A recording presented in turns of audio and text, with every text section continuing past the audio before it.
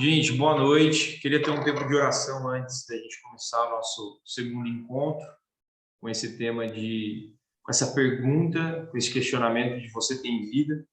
Lembrando que a gente pode compartilhar aí a hora que vocês precisarem mesmo e tal. Podem parar sem problema, tá bom? A gente vai ter um tempo de oração agora. Alguém tem algum pedido, algum agradecimento, algo desse tipo? Podem falar, gente.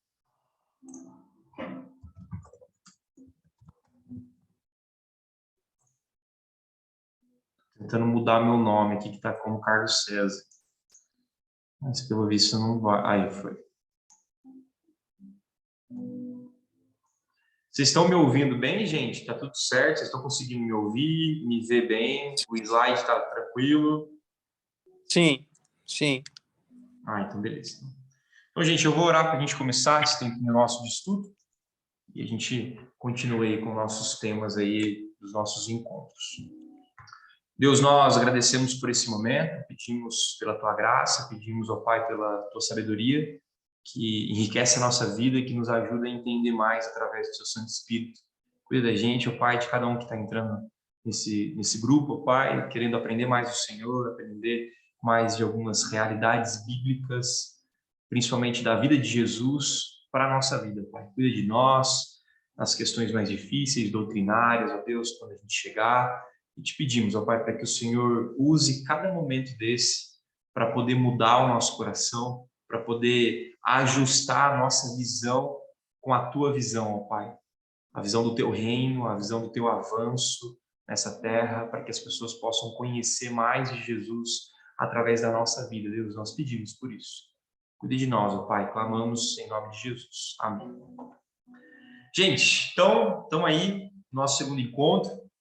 Hoje eu quero iniciar com essa dúvida, né, de se você tem vida e trabalhar a perspectiva de vida dentro do Evangelho de Jesus com os olhares dos discípulos. Semana passada a gente conversou sobre a resposta de Pedro, não sei se vocês lembram, espero que vocês lembrem tudo que a gente conversou, estou brincando, geralmente não dá para a gente lembrar tudo, mas eu espero que tenha sido uma bênção para vocês. Semana passada a gente trabalhou nessa perspectiva, né, do que as pessoas dizem que Jesus é, né, do que as pessoas estão falando sobre Jesus, e aí a gente trouxe a resposta de Pedro, que é a resposta: Senhor, tu és o Cristo, o Filho do Deus vivo, e a gente trabalhou a perspectiva de que quando eu digo isso e afirmo isso, eu estou falando, olha, eu não preciso de nenhum outro Senhor, eu não preciso esperar mais nenhum outro Messias, eu não preciso eu não preciso apontar nenhum outro Deus nesse mundo, porque eu estou reafirmando com a minha vida, com a minha boca, que Jesus é Senhor da minha vida, Jesus é o Cristo, o esperado de muito tempo. A gente trabalhou algumas ideias da espera do Antigo Testamento, apontando para Jesus, e que ele é Filho do Deus vivo, logo ele vem de Deus e ele é Deus, né? 100% homem, 100% Deus. E aí trouxe essa questão, né? E aí hoje a gente ainda continua nessa perspectiva de quem é Jesus, mas trazendo um pouquinho mais o aprofundar nessa pergunta de se nós temos vida. Então a gente vai tentar responder essa pergunta com alguns textos bíblicos, lembrando que se você tiver alguma dúvida, lembrar de algum texto, lembrar de algum vídeo que fala sobre isso, algum livro que você leu e fala, puxa, Diego, esse livro seria legal para a gente comentar aqui, pode parar, pode falar no meio aí, não tem problema nenhum, tá bom? Aí eu queria começar com esse texto, então não esqueçam aí, né, da Bíblia do lado, caderninho do lado, caneta do lado, vai anotando, vai questionando, se tiver alguma dúvida, eu quero fazer depois, não tem problema, a gente pode bater um papo depois, sem problema nenhum, tá bom? Então, João, o capítulo de João, né, o primeiro capítulo de João, o primeiro versículo até o versículo 5, e depois o versículo 14, ele vai trazer bem essa resposta, né, do que seria a vida, né? Então, o testemunho de João, o discípulo amado, ele é bem claro, né? Então, eu quero ler esse texto com vocês e trazer depois algumas realidades de outros personagens também. O texto diz assim, eu estou usando a NVT, tá, gente? Nova versão transformadora, dica minha de compra para essa semana, para a próxima semana já, uma versão muito boa. O texto diz assim, no princípio era aquele que é a palavra, ele estava com Deus e era Deus. Ele estava com Deus no princípio. Todas as coisas foram feitas por intermédio dele. Sem ele, nada do que existe teria sido feito. Nele estava a vida, e esta era a luz dos homens. A luz brilha nas trevas, e as trevas não a derrotaram. Aquele que é a palavra tornou-se carne e viveu entre nós, habitou entre nós. Vimos a sua glória, glória como unigênito vindo do Pai, cheio de graça e de verdade. Gente, é importante a gente começar, talvez, a nossa caminhada cristã ou retomar e reavaliar segundo esse texto. João, ele está trazendo essa perspectiva para o público ali que talvez tinha uma dúvida de Jesus, tinha alguns questionamentos sobre Jesus, e por isso ele já inicia falando, olha, Jesus é o Logos, a palavra. No princípio era a palavra.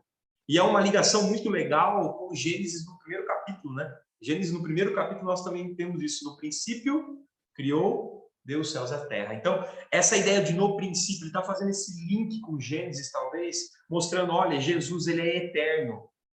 E aqui, gente, só um parêntese já, para a gente começar, nós tiramos muitas dúvidas de outras religiões, de outras doutrinas que empurram uma ideia de que Jesus não é Deus, que Jesus não é eterno, que Jesus não é um ser eterno, uma pessoa eterna.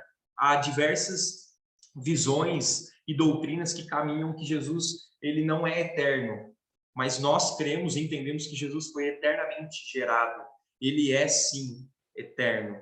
Então, nesse texto, nós tiramos já essa dúvida, né? No princípio, era aquele que é a palavra. Ele estava com Deus e era Deus. Eita glória! Aqui nós também já encontramos outra verdade bíblica aqui. E que muitas vezes outras bases teológicas aí por fora começam a colocar.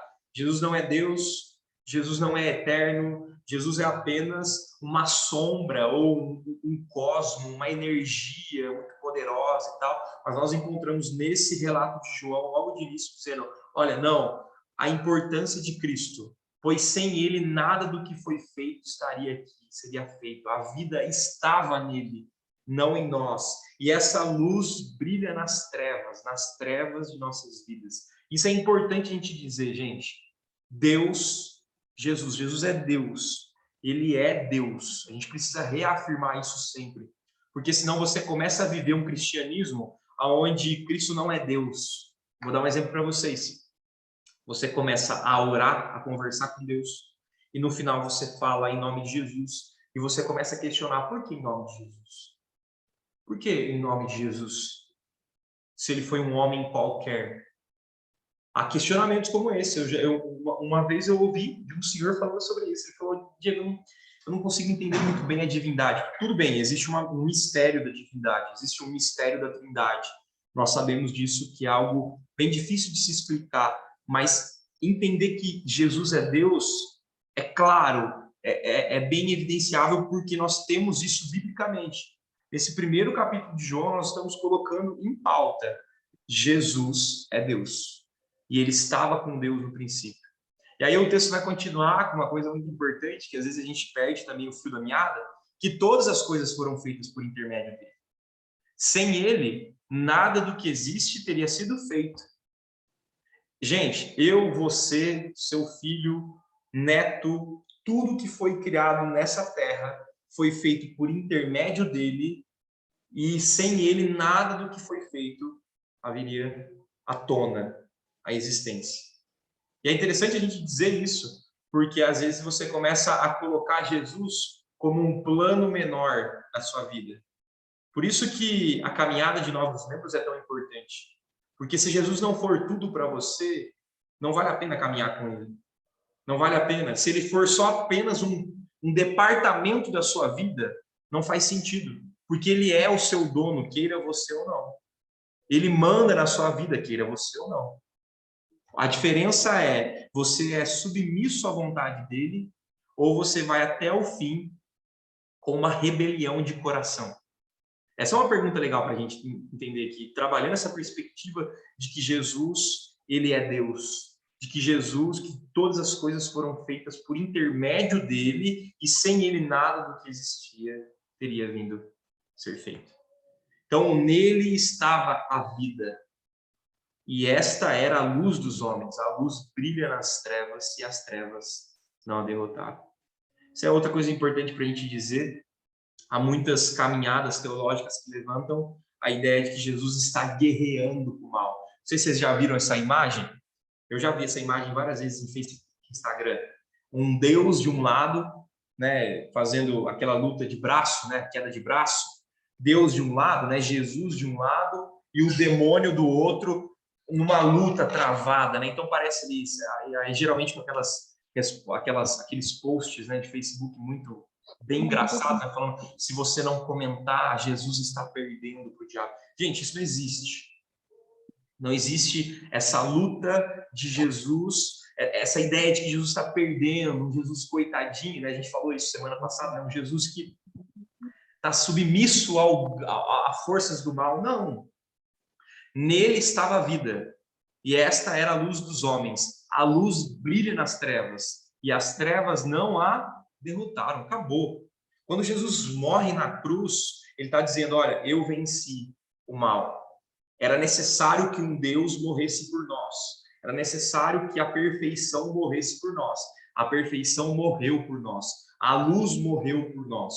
Logo, hoje eu tenho possibilidade de luz. Eu tenho possibilidade de vida. Por isso que o texto vai dizer: nele estava a vida. E esta era a luz dos homens. Enquanto você não entender que a luz só vem dele, você não vive uma vida plena, completa na Terra. E isso é importante para a gente dizer, porque a sociedade vai empurrar para a gente várias ideias de luz, várias ideias de vida, várias compreensões que você pode buscar como vida. Então, busque a vida aqui mesmo, busque a vida no seu corpo, então você tem que ter o melhor corpo possível, busque a vida no seu próximo, no seu cônjuge, busque a vida nos seus filhos, então a sua luz é os seus filhos. Então, nós buscamos luz e buscamos vida, ideia de vida em todos os lugares. E aí mora um perigo que pode levar a gente à morte. Porque nós estamos diminuindo a nossa vida aqui, sendo que há vida eterna no porvir, sendo que há um além da morte. E esse além da morte, ele é resposta daquilo que você tem hoje. Então, creia em Jesus e será salvo, como diz o texto.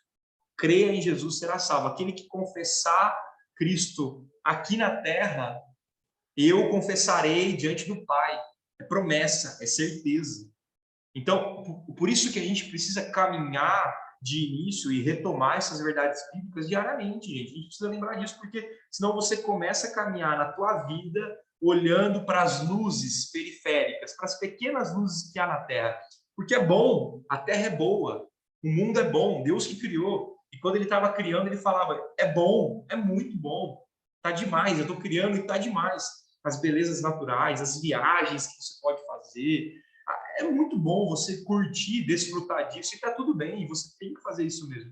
Mas você precisa lembrar que por trás disso há um objetivo final, há uma glória total a Deus. Eu lembro muito de Lutero, né, quando levanta os 5 solas, né, e ele vai dizer no final: olha, solamente graça a Deus, sola gratia a Deus. É isso, é somente graças a Deus. Então, por isso, a gente amarra esse texto, para a gente continuar e não ficar muito tempo nele, mas a gente amarra que a função, que o objetivo, que o final do teu coração precisa estar guardado em Cristo Jesus. Ele precisa estar confortável em Cristo Jesus. Ele precisa estar amparado por essa ideia que Jesus é o máximo da nossa vida. Por quê? Porque nele estava a vida. E tudo que foi feito foi intermédio dele. Vou pegar só um exemplo aqui. A gente estava conversando aqui, eu e a Cibele e o Eduardo, um pouquinho antes de começar a aula. A Cibele está grávida e é interessante falar da ideia da concepção da vida. Esse bebezinho que eles estão esperando foi feito, criado de forma assombrosa, como diz o Salmo, por intermédio de quem? Por Jesus. Isso é extraordinário pensar, gente. Isso é uma capacidade humana que a gente não consegue chegar, não dá para chegar num limite. Mas é esse Deus que morreu por nós. É esse Deus que nos fez e que sabe cada partezinha do nosso corpo. Porque todas as coisas foram criadas por intermédio dele. E sem ele, nada do que existia teria sido feito.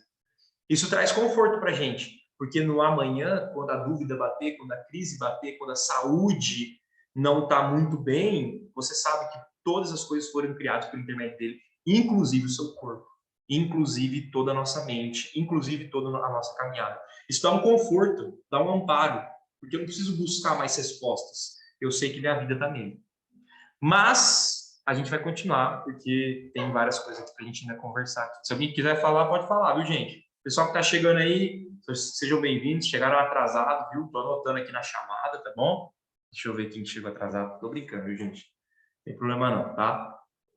Só passando aí, a gente vai trazer outras ideias aí de outros textos também, né? João Batista, no primeiro capítulo ainda de João, versículo 29, ele vai dizer, né, no dia seguinte, João viu Jesus caminhando em sua direção e disse: vejam, é o Cordeiro de Deus que tira o pecado do mundo. Esse texto é muito famoso, gente. Grifem na Bíblia de vocês, ele é muito famoso mesmo.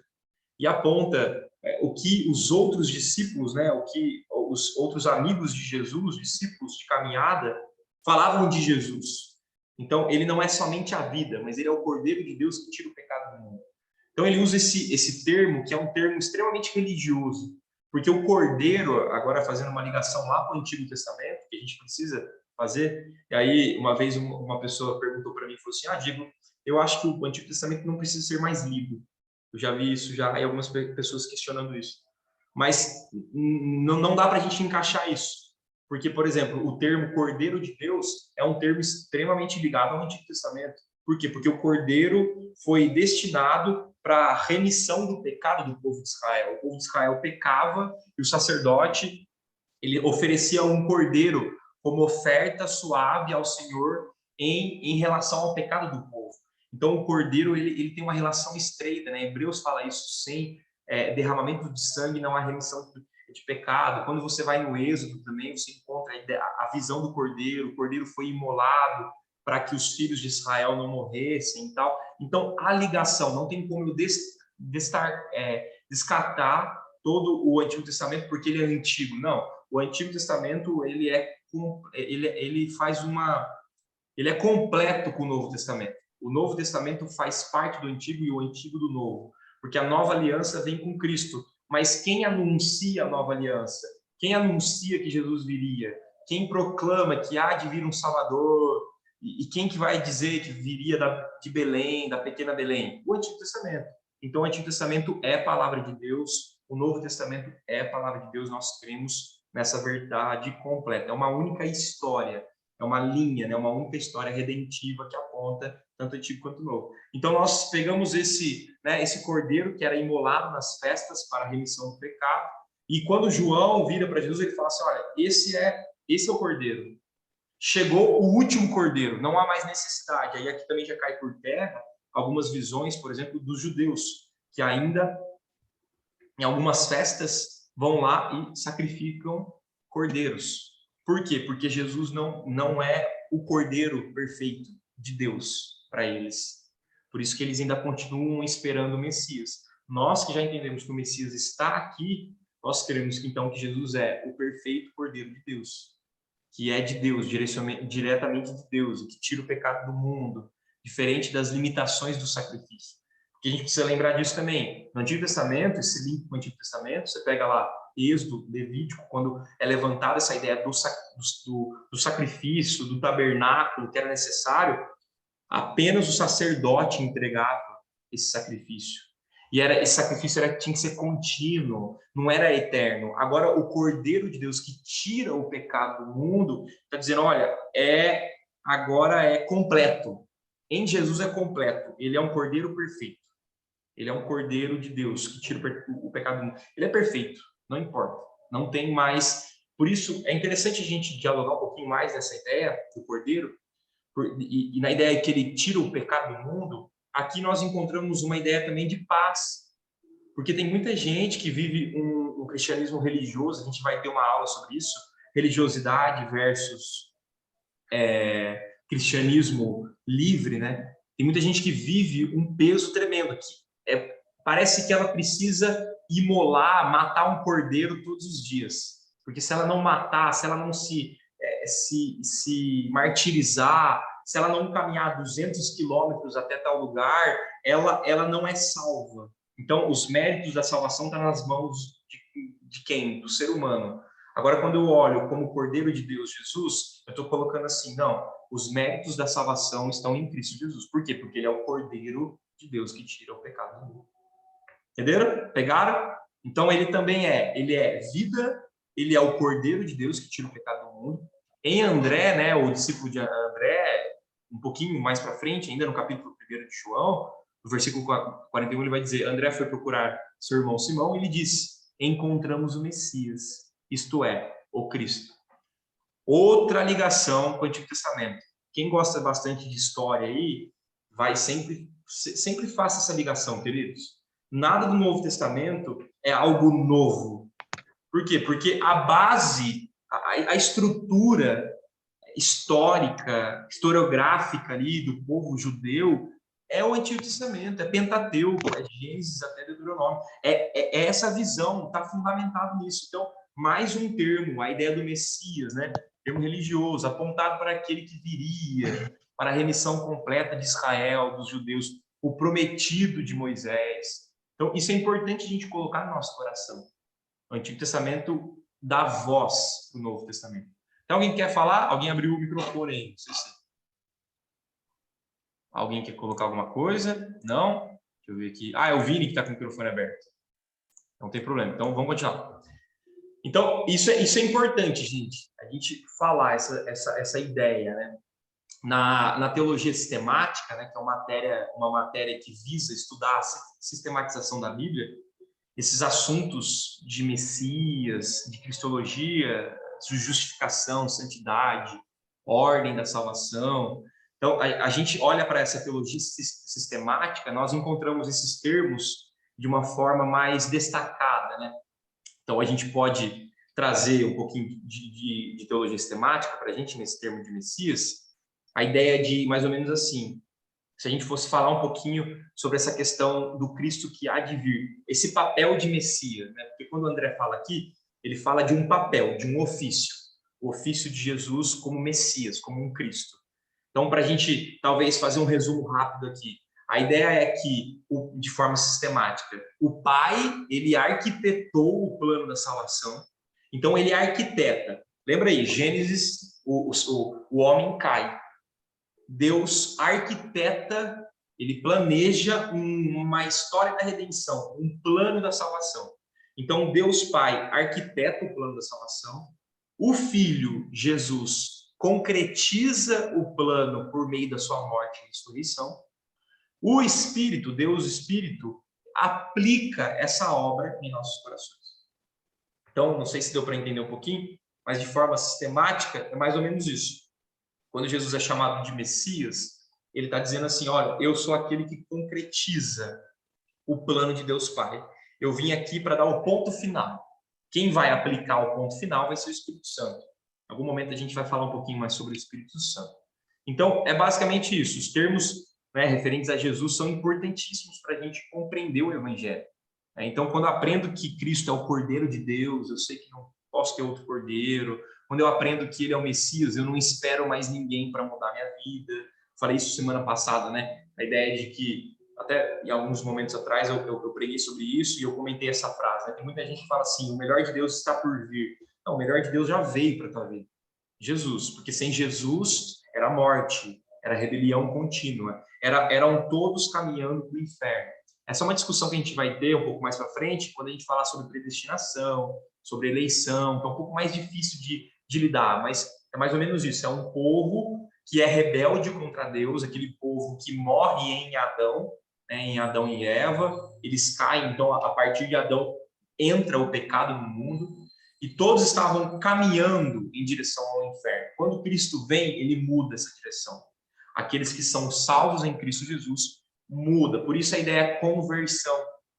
A ideia de conversão, e também já trazendo um pouquinho de um aspecto mais do Antigo Testamento, conversão tem tudo a ver com mudança de direção. Então, o meu coração foi convertido a Cristo Jesus. Aquela ideia de quando eu estou falando aqui, o teu coração está queimando. É quando você está em casa e você lembra da Bíblia, você faz uma devocional, você lê, você ora, você para o seu tempo, você traz sua família para junto de você e você conversa e você não sabe muito bem orar, mas você está sentindo que é o momento. É aquele momento que você sentou aqui um dia, num domingo ou numa quarta-feira, falou, puxa, eu nem viria na igreja, eu nem iria para a igreja naquele momento. Quando você sentou, você falou, meu Deus, essa palavra é para mim, Deus está falando comigo, e é isso. Então, isso é o Espírito Santo tocando na tua vida, e é isso, é você começar a entender aquilo que Jesus está mostrando para você. Olha, eu sou a luz do mundo, eu sou o caminho, a verdade, a vida. Ninguém vai ao Pai senão por mim. Por isso que, gente, nós batemos muito nessa tecla, tanto como pregadores que vão subir no púlpito, quanto as aulas que a gente, né, dialoga aqui. O nosso ponto maior sempre será Cristo. Você não vai ver a gente pregando mais sobre teologia, sei lá, teologia reformada. Nós somos reformados, nós entendemos isso, nós temos um bojo, uma estrutura reformada, mas a gente vai falar muito mais de Jesus, aquilo que Jesus fez por nós. Por quê? Porque o centro da história redentiva, Antigo e Novo Testamento, é Jesus. Eu não posso escapar disso. Jesus é a máxima. E o que converte corações, o que muda corações, sempre será a pessoa de Jesus. O sacrifício vivo de Jesus, eficaz, que muda a gente. Isso é importante para a gente compreender a nossa vida. Tá bom? Passando um pouquinho mais adiante, porque eu sei que hoje eu estou falando demais para vocês, mas se vocês derem uma cochilada aí, lembrem que a gente está gravando, então qualquer coisa a gente disponibiliza depois o link aí desse tempo aqui que a gente está tendo. Vamos lá, outras pessoas falaram de Jesus também, né? Semana passada a gente falou, algumas pessoas, a gente vai colocar isso. Eu quero, lembre-se disso, que o fio condutor do nosso dia aqui é se você tem vida. E aí a gente vai trazer vários aspectos, várias respostas das pessoas em relação a essa pergunta. Os samaritanos, né, que eram inimigos dos judeus, tiveram uma treta lá, eu não vou entrar muito a fundo aqui, mas os judeus tinham um problema com esse povo que era de Samaria, tiveram uma desavença, então eles tinham problemas bastante, os judeus nem passavam por Samaria, então era bem problemático. O que os samaritanos, né, falavam? Né? Então, disseram à mulher, agora cremos, não apenas por causa do que você nos contou, mas porque nós mesmos o ouvimos. Agora sabemos que ele é, de fato, o Salvador do mundo. Isso aqui eu não sei se você lembra, mas é aquela conversa de Jesus ao meio-dia com aquela mulher samaritana.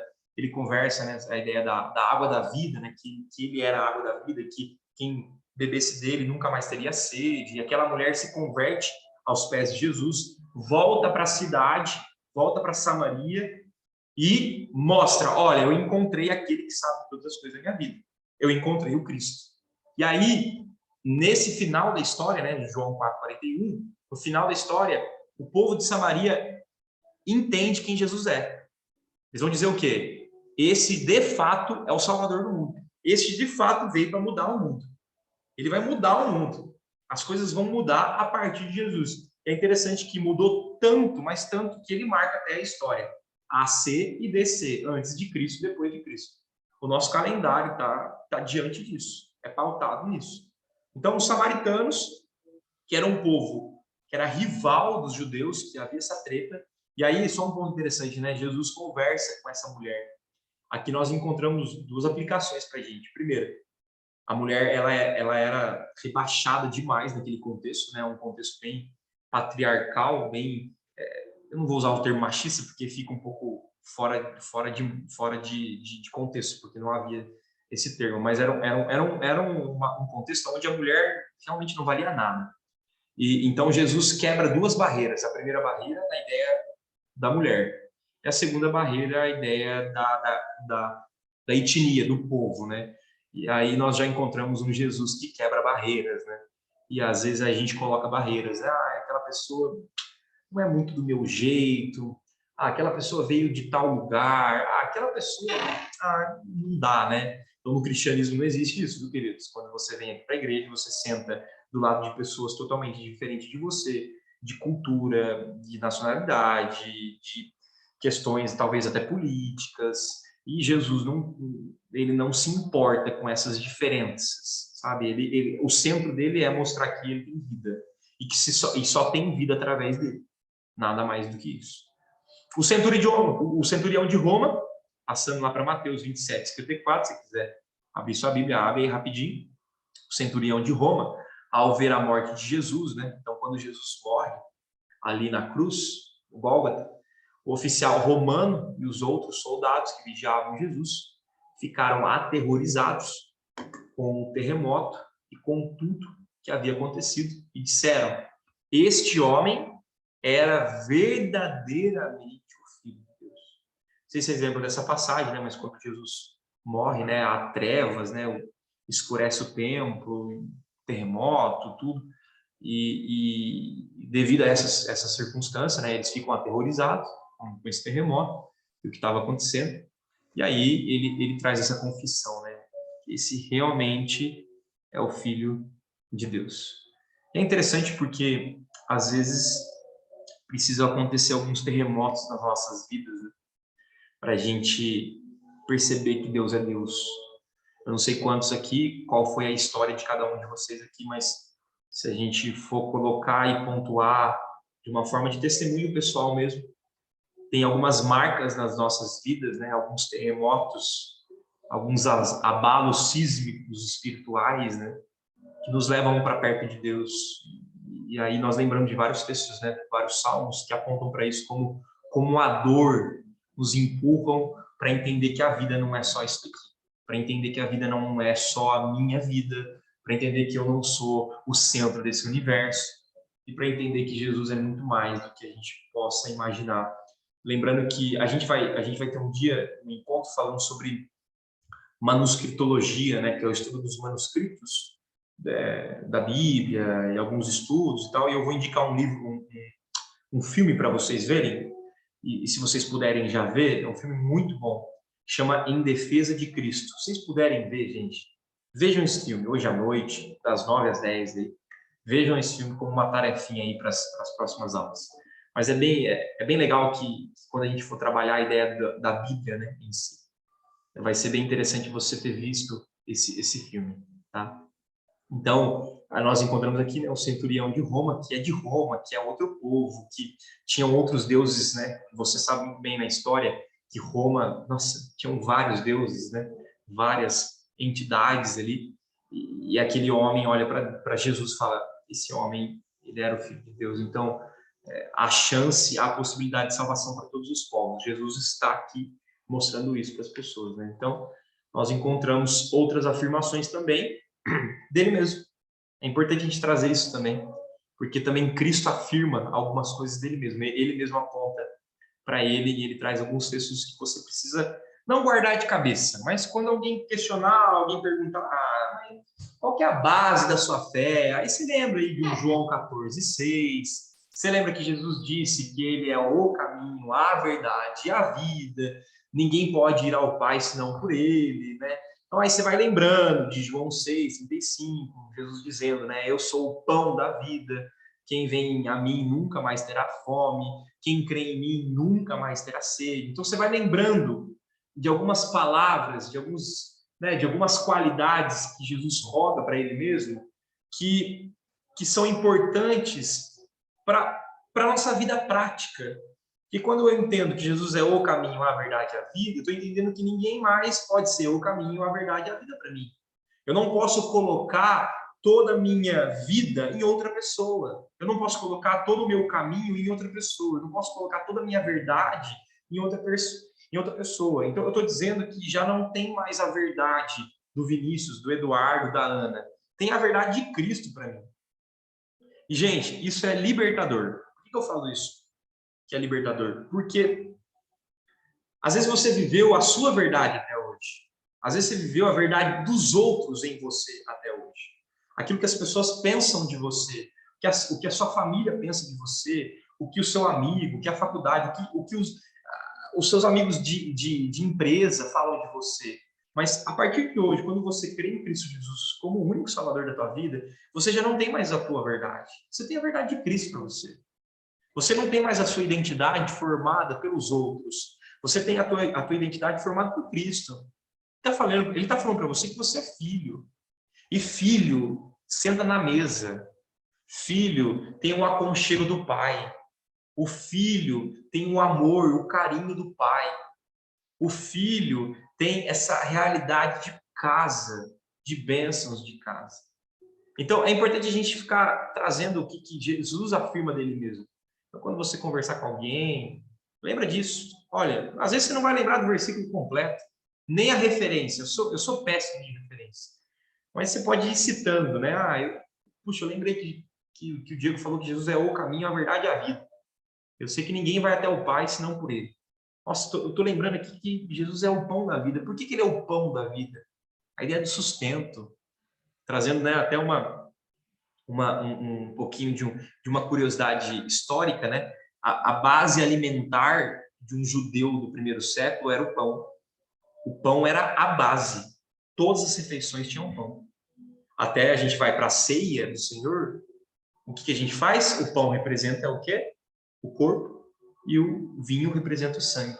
Por quê? Porque era a base. Então ele está dizendo aqui, olha, eu sou a base da vida. Quem vem a mim nunca mais terá fome. Não tem mais essa fome de o que será que tem depois da morte, o que será que tem agora. Eu posso buscar coisas, energias, ideias, o nirvana, um extraordinário. Você não precisa mais disso. Por quê? Porque Jesus é o pão. E se eu vou até o pão e ele vem até mim, e eu como dele, eu me sustento dele, eu estou saciado nele. Eu estou dizendo, olha, eu não preciso de mais nada. Ele é o pão da vida. Então quem vai até ele nunca mais terá fome. Ele é a água viva. Quem vai até ele nunca mais terá sede. Então, é disso que a gente está falando, gente. É quando a gente termina de um momento como esse, de um estudo em casa, de uma oração, é você sentar. Eu lembro de uma pessoa falando para mim uma vez, quando eu estava aconselhando, a pessoa virou e falou assim, Diego, eu nunca senti tanta paz depois de que eu comecei a orar a Deus. E eu não sei orar bem. Falou assim para mim, eu não sei orar bem. Eu tenho dificuldade, mas no final parece que eu sento e respiro. A gente não está falando talvez de meditação, sabe, de transcendente, de locais, mas não, às vezes na sua mesa do trabalho você senta e fala, Deus, me ajuda. O Senhor é o pão da vida. Eu quero ter sustento do Senhor. Eu quero entender o Senhor como caminho, como a verdade para minha vida. E aí começa a ter paz. Gente, isso é discipulado cristão. É isso que a gente vai falar nos encontros. Quando você tem Jesus, você tem paz. Porque ele é o príncipe da paz. Um dos nomes que Jesus tem, né? A gente não vai falar aqui, mas que ele é o príncipe da paz. Por que ele é o príncipe da paz? Porque antes disso era só rebelião, era só morte. Quando ele vem, ele institui um tempo de paz.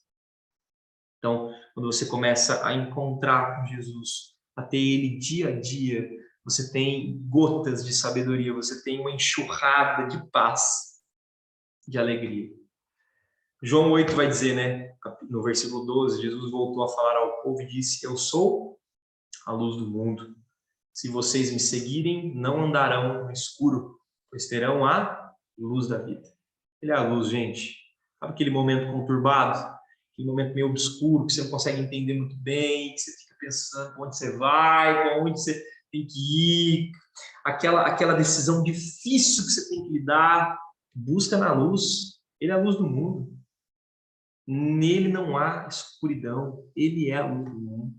Ele tira o pecado de nós. É dele que jorra a vida. É ele. Não é a gente. Não é a gente. E aí, tendo dito isso, né, a gente vai para o nosso, caminhando aí já para o finalzinho, de forma bem religiosa nos tempos aqui que eu tenho que colocar. Mas qual que é o objetivo, né, da gente saber tudo isso? Talvez você esteja perguntando, né? Qual que é o objetivo de eu conhecer, talvez, os ofícios de Jesus, as qualidades de Jesus, né? Para que eu preciso saber que ele era Deus? Tira uma fotinha desse slide aí para você guardar no seu celular aí, para você lembrar. Por que eu preciso saber que ele era Deus, que ele era o Cordeiro de Deus, que ele era o Messias, que ele é o Salvador do mundo, que ele é Filho de Deus, que ele é o caminho, verdade, vida, pão da vida, luz do mundo? Por quê? Por que eu preciso saber disso? A resposta está em João 20, 30 e 31. Aí a gente consegue responder, talvez, a primeira pergunta que a gente trouxe até aqui. Você vai dizer assim, os discípulos viram Jesus fazer muitos outros sinais, além dos que se encontram registrados neste livro. Estes, porém, esses sinais, né, estão registrados para que vocês creiam que Jesus é o Cristo, ideia de Messias, o ungido, o Filho de Deus. E para que, crendo nele, olha o objetivo, queridos, tenham o quê? Vida pelo poder do seu nome. Queridos, o objetivo de você conhecer toda essa lista, de você lembrar, e lembrando também que eu não coloquei, né? Eu não coloquei toda a lista daquilo que Jesus é. Jesus é muito mais do que isso, somente, né? Essas qualidades. Mas tudo isso, queridos, essa base cristã é para apontar para você e eu, para que a gente tenha o quê? Vida pelo poder do nome de Jesus.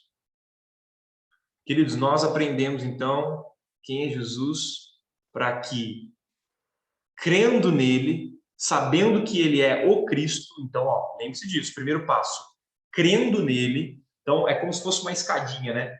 Jesus faz os milagres, né? Porque a Bíblia não deixa de ser um milagre para a gente. Ela chegar do jeito que ela chegou, completa até em nossas mãos, é um milagre que vem da parte de Deus, né? Deus inspirando homens, inspirados por ele mesmo, né? Para compilar toda essa palavra. Então, é como uma escadinha mesmo. Então, Deus manda Jesus, Jesus faz prodígios, mostra a sua glória, mostra a cura, mostra a sua bondade, o seu amor. Para quê? Para que a gente veja isso, para que a gente creia, próximo degrau, para que a gente creia em Jesus Cristo, que é o Filho de Deus.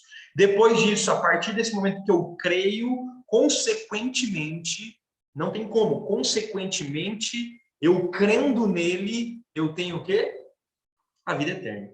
Eu tenho a vida, eu tenho poder, eu tenho a vida pelo poder do nome de Jesus. Queridos, essa é a resposta para a gente. Você tem vida? Essa é a ideia. Para que você tenha vida, você precisa crer. E o crer, né, a gente encontra a argumentação teológica, muito da ideia do crer em Paulo, né? Atos, Romanos, Efésios, mas o crer, ele é habilitado em nós a partir do Espírito Santo.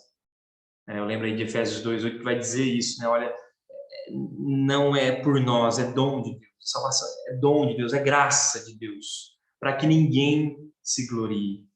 Então, esse ato de crer é mais ou menos isso.